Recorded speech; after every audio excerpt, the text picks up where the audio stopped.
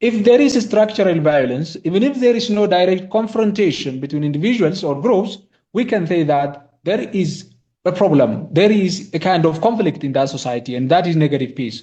So when people still suffer from injustice, poverty, discrimination, or oppression, we can say that there is a peace, but what type of peace is it? It's a kind of negative peace, because there are certain things that should be addressed or respond on the part of the stakeholders. So in negative peace, there are a tension beneath the surface. There is a tension beneath the surface, even though there is no open conflict. When a conducive condition is created, when a fertile condition is created, yes, it's gonna be erupted because attention was there under the surface. And then when it gets, a better situation, fertile condition is gonna be happen. Conflict, direct confrontation is gonna be happen. That's why we say negative peace. So therefore, negative peace is important, but it's only the first step towards more complete and lasting peace. When I come to the last part of my presentation, that is positive peace. Positive peace goes beyond the absence of war. It's not limited to the absence of war, as in the case of the negative peace, but it goes beyond the absence of war. It is the presence of, instead of just talking about absence, something like that, here in positive peace, what comes to our mind is it is the matter of presence. It is the matter of prevalence of something positive instead of absence of something negative. So it is the presence of justice. When justice is realized in a given political system, we can say that there is a positive peace in that nation or in that society. So presence or prevalence of justice is something very vital in positive peace. The other one is equality. When equal opportunity is given to each and every individual in that nation, in that country, in that community, we can say that there is a kind of positive peace. And the other one is respect for human rights. So if everybody is counted as equal before the law, regardless of any either economic, social, political, or whatever background is, yes, and if the human right is respected, fully respected, we can say that there is positive peace.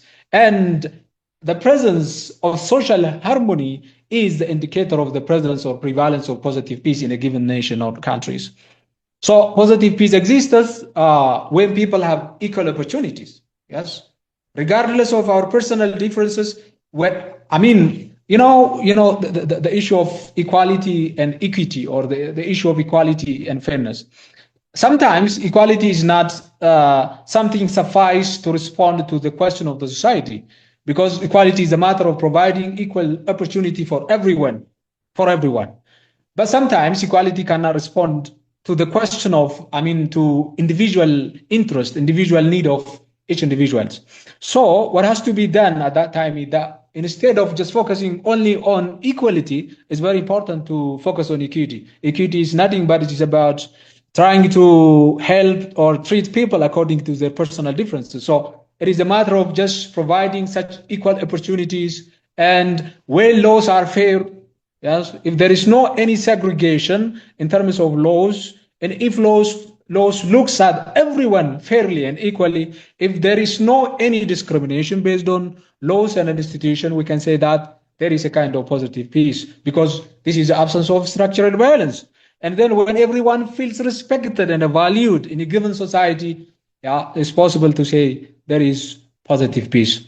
So positive peace is just it is a matter of freedom from structural violence. Yes, structure. It's not only about absence of direct confrontation, but about some structural violence should be should be settled. And then if so, we can say that there is positive peace. If there is no poverty, especially, if there is no a kind of absolute poverty in a given society, we can say or talk about positive peace. If there is no discrimination between different groups, we can say or talk about positive peace.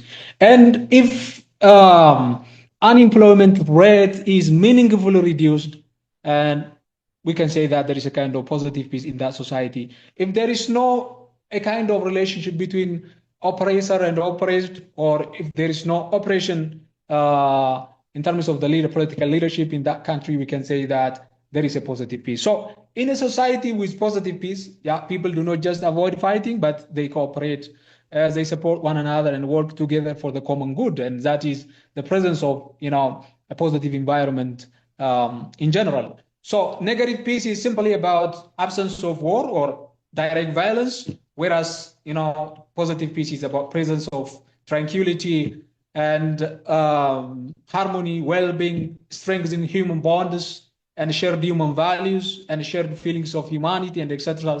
are the indicators or characteristics of positive peace. And negative peace is simply absence of war or direct violence, absence of fear, repression, evil, and something like that. So in short, negative peace is the absence of violence, but positive peace is the presence of justice and harmony. And so for true and lasting peace, we must aim not only to stop war, but also to build a just and inclusive society.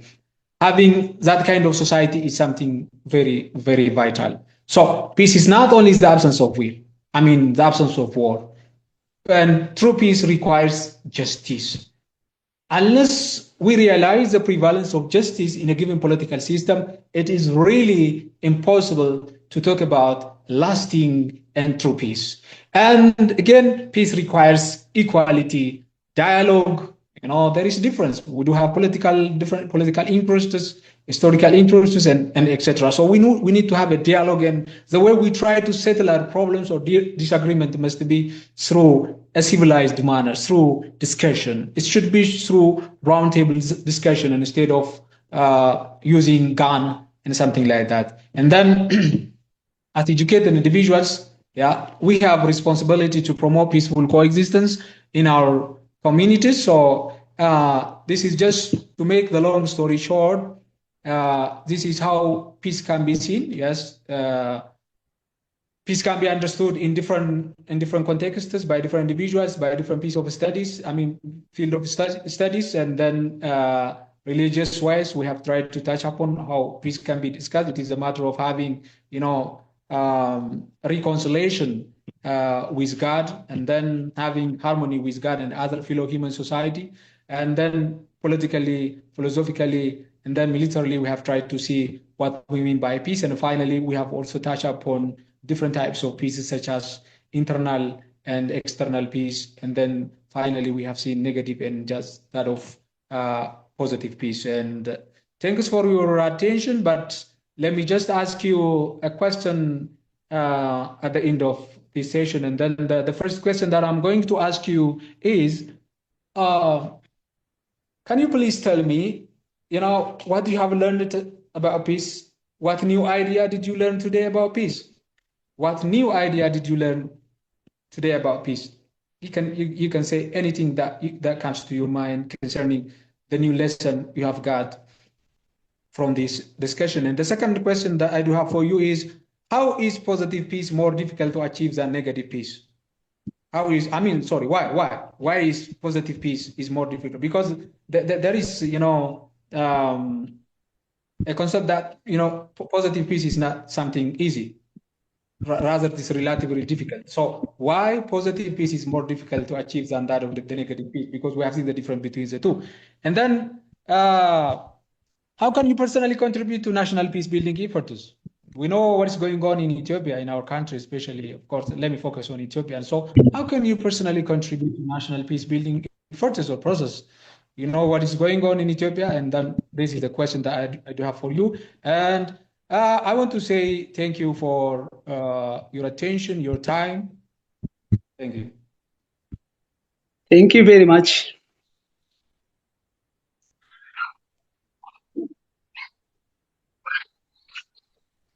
Are you going to reply, Kasaye? Are you going to answer his questions? Okay, thank you very much, Christina, and Abdel, thank you very much for your good presentation. I have got a lot of lessons from this presentation, peace presentation. Especially, there is no war means there is peace, because no war means there is peace, because as he told us, for example, no war, but there is no peace in our country. For example, in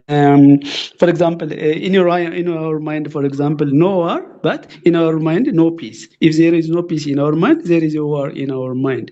Especially, so this is good idea. The other is about I've got a good lesson from this presentation is positive and negative peace. Negative peace. I have a question for him, another question, but